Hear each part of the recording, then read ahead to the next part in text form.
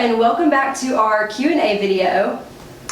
Where you ask them? And we answer. I'm Lauren. And I'm Taylor. And today our question is, what is manual physical therapy? Okay, I'm glad you asked, right? One of the things that manual physical therapy is it's basically, as a therapist, getting your hands on clients or patients or people with pain and trying to figure out what is causing the pain, right? And traditionally, at least the way that physical therapy is kind of going, is you go in, you get maybe 5 minutes of one-on-one time, and then it's exercise, exercise, exercise, exercise. Well, that works in people that move well.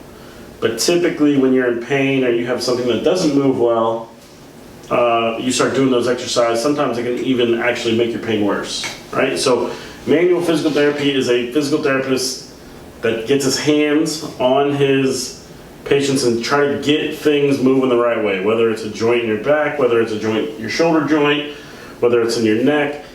It's trying to use different techniques so that we can get the joints moving the way they're supposed to, and then we can get the muscles moving the way they're supposed to. So people start to move more efficiently, they move better, and then they have less pain that's associated with the movements. It keeps you moving better longer and keeps you doing the things that you want to keep doing. That's basically what manual physical therapy is. And it can change a variety of different ways depending on which part of the body you're working on.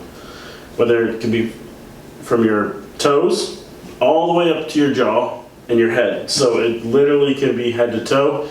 And the good news is that's our specialty. That's what we really work with. So try to get people moving the right way and then reinforce it with the exercises so that you can get back to doing the things that you love forever, right? For as long as you want to. That's great. And if you are watching us on YouTube, make sure to subscribe for more videos like this. And as always, reach out if you need us. And make sure to tune in next week for another Q&A video. Where you ask them? And we answer. Bye.